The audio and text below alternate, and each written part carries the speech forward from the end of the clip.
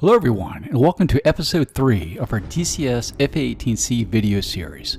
In this video, we'll review the Hornet pre-flight, startup, taxi, and takeoff procedures. One of the great things about the Hornet is that it's extremely easy to start up. Unlike other aircraft, in which you must go through a myriad of procedures to get the aircraft started, the Hornet is much more straightforward. This is because much of the startup procedure is automated and happens without direct pilot interaction. After all, even Russell from Independence Day could fly a Hornet. This is a big reason why this video has taken as long as it has.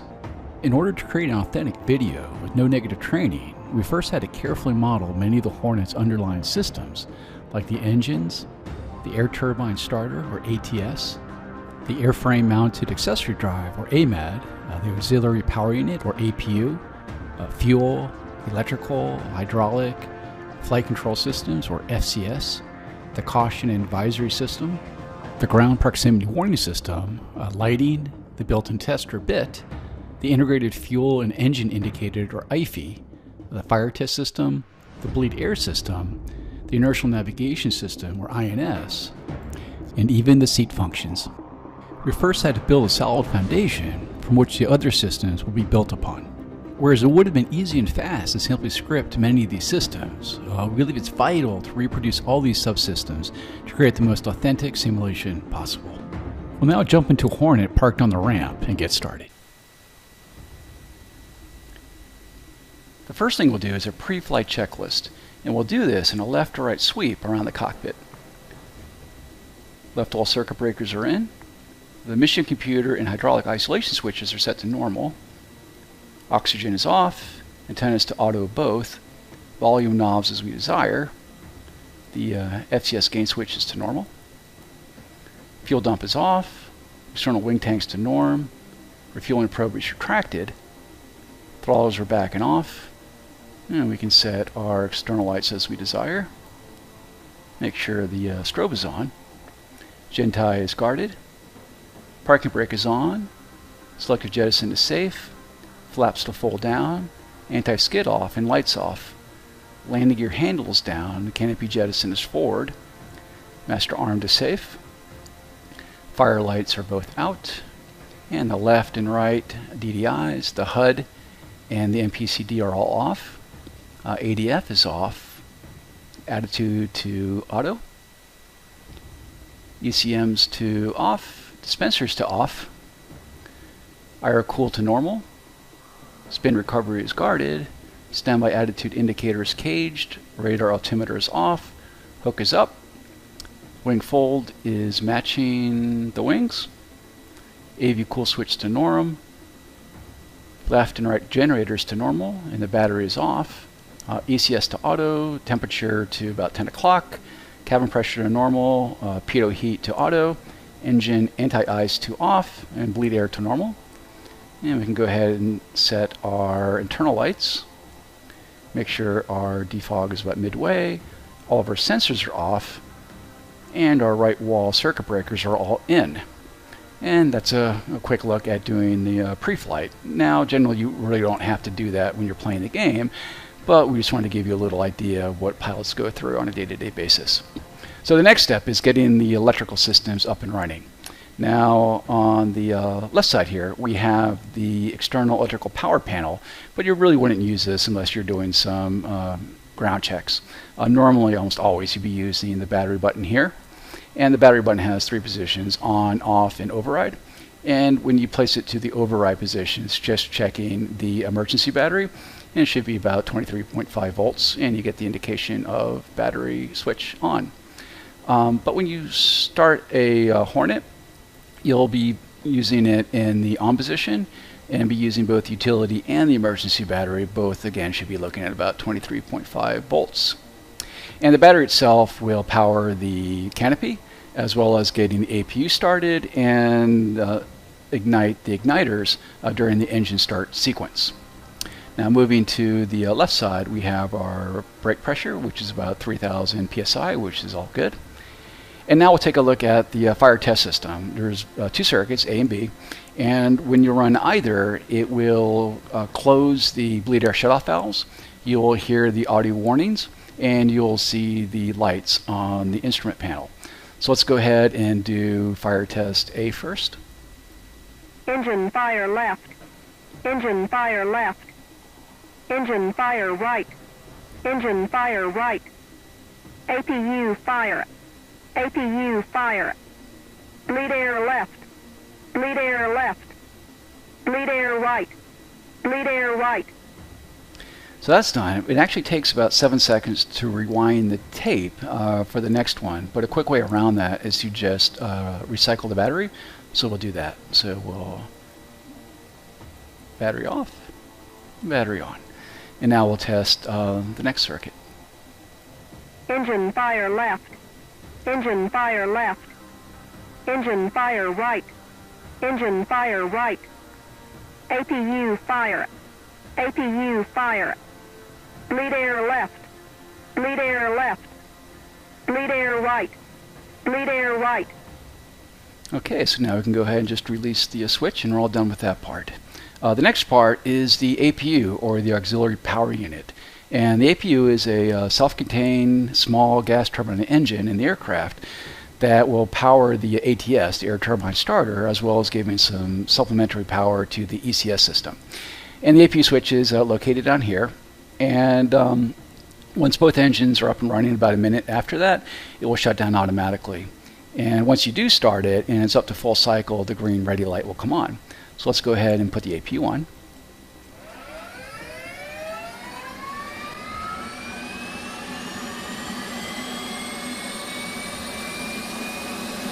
So it's getting a little noisy now, so I'm going to go ahead and close the canopy.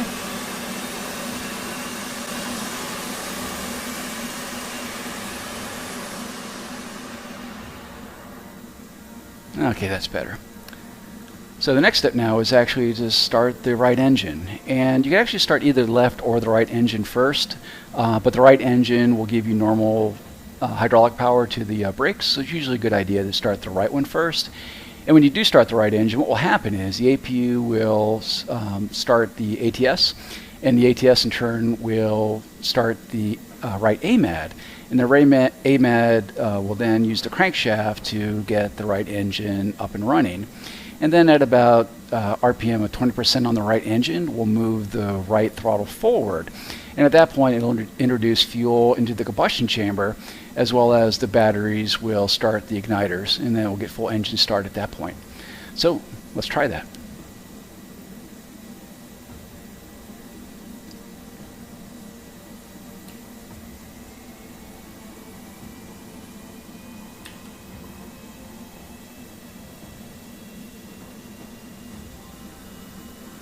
And at about 40%, the ATS will disconnect, and you'll hear that. And then at 60%, the cycle will be complete, and the right generator will be online. Roll left, roll left. Flight controls, flight controls. So those cautions you heard, the first was a roll left, and that's simply the ground proximity warning system doing a self-test. And then you heard a master caution tone, and then after that you heard a flight controls caution, which indicates that there was a bit of an issue with the flight controls, but we'll take a look at that here in a second. And also here on the IFE, we want to make sure that our engine temperature is no more than 815 Celsius. So coming back, let's go ahead and put the INS knob to ground alignment. So this will be running in the background as we go through the rest of the startup procedure. Now, when we did the fire test, I noted that doing the fire test will actually close the bleed air shutoff valves. So we need to go ahead and reopen those, and we'll do that by rotating the bleed air knob 360 degrees clockwise. You actually may have heard the ECS air come on at that point as well. So we'll go ahead and now we'll turn on our two DDIs, the HUD, and the MPCD.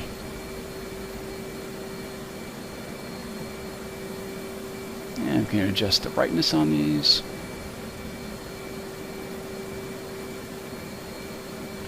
And we'll go ahead and set up our radios.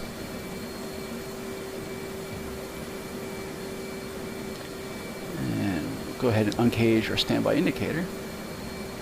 Set our radar altimeter.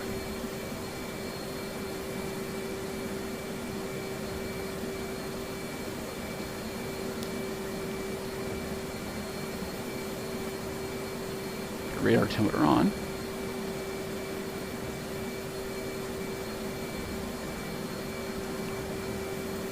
And we'll go ahead and put the left DDI to the SCS page.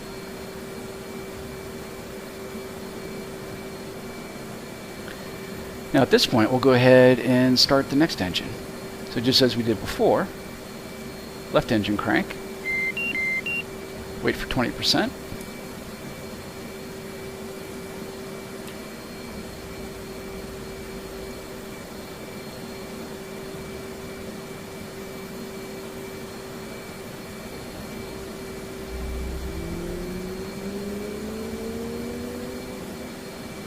Okay, so now both engines are up and running, and that wasn't too painful, I hope.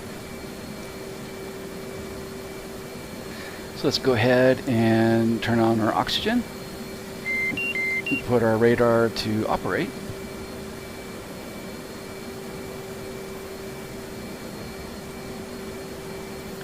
Now you notice here on the left DDI at the top, over the top of the bottom portion of the DDI, we have cautions. These are generally in a larger font and are more important. And then below, in a smaller font, we have the advisories. And here, the master caution button is yellow, indicating that a caution has been tripped. So we'll go ahead and we'll recognize that by clicking on it. And then we'll go ahead and click it again to restack those. Now, on the SCS page, you notice these X's. And these are errors detected in either the trailing edge flaps and the ailerons. So let's go ahead and clear those out now. And those probably happen because of wing droop, that the aircraft is parked too long. Now you can see that those have been cleared out. Also at this time, we'll go ahead and we'll set our takeoff trim to 12 degrees on staves. Now you see 12. And we'll move our flaps up to auto. And you'll see 12 on the stabs, but everything else is zeroed out now.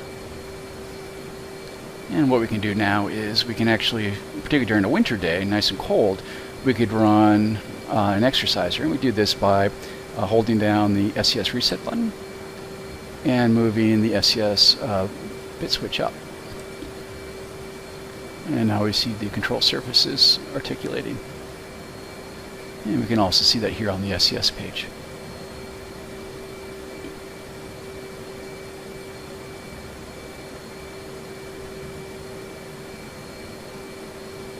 Well, let's do. I'm going to go ahead and set my bingo to 8,000.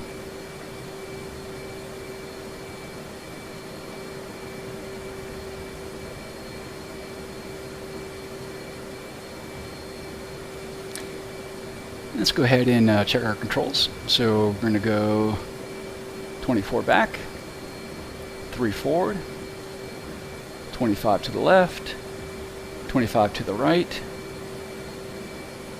and 30 on the rudders.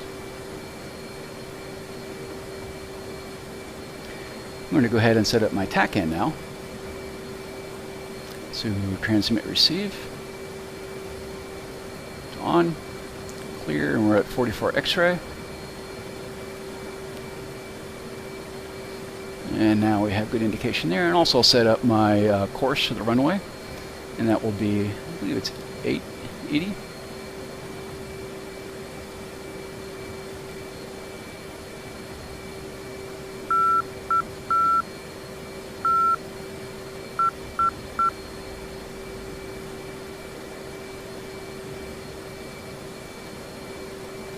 Okay, and that looks good.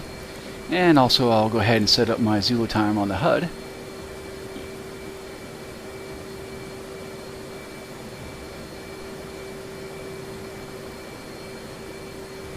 And that looks good. Let's inspect AP.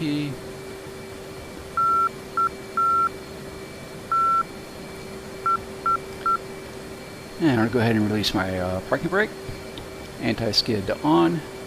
Flaps back to half, lights on, and because we're operating from a field, I'll set my hook bypass to field.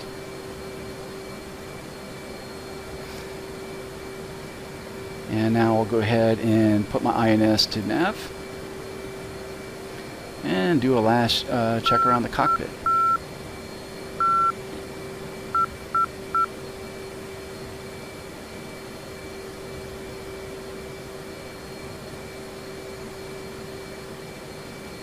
Okay, I think we're good. So I'm going to go ahead now and change my left DDI to the takeoff checklist,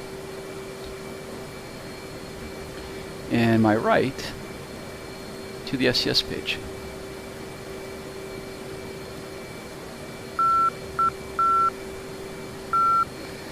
Now, up here on the HUD, we have NWS, and that stands for nose wheel steering.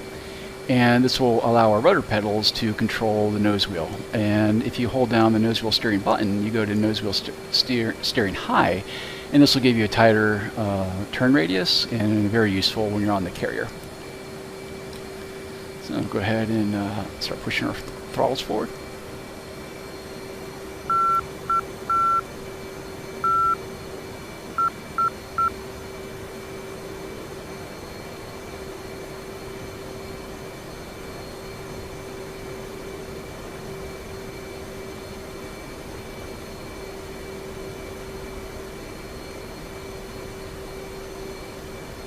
And generally you should be taxiing around 75%, but rather than keep you guys bored watching me taxi, I'm going to push it up a bit.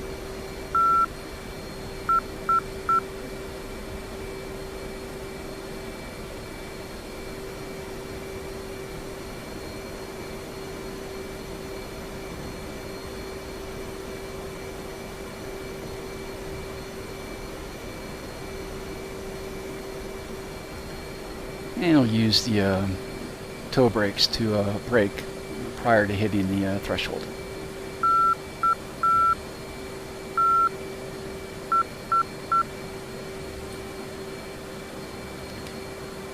So at this point, let's go ahead and arm up the ejection seat, tidying up our straps, do one last check around the cockpit.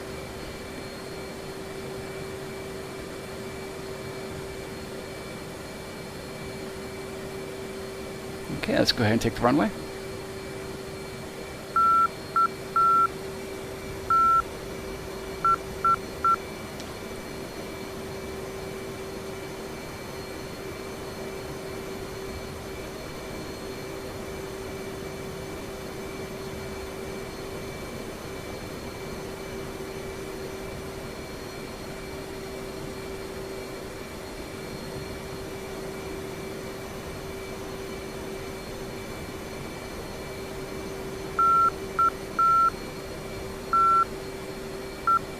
Okay, we'll bring her to a stop, a line down the middle. And I'll change my left DDI to the HUD page now. We'll keep the right on the SCS and the MPCD on the HSI. At this point, I'm going to go ahead and hold down the brake and run the throttles up to 80% and check my values.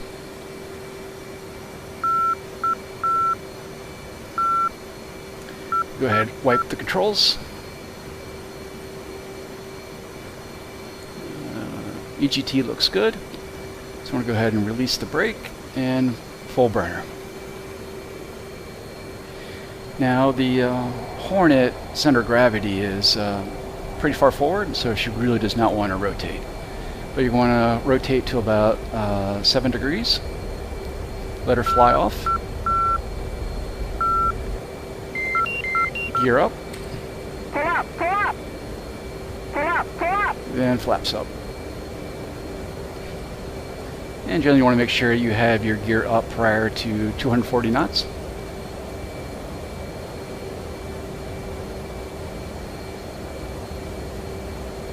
And that is a look at the pre-flight, the startup, the taxi, and taking off in the Hornet. I really hope you enjoyed this video, and I'll see you next time. Thanks.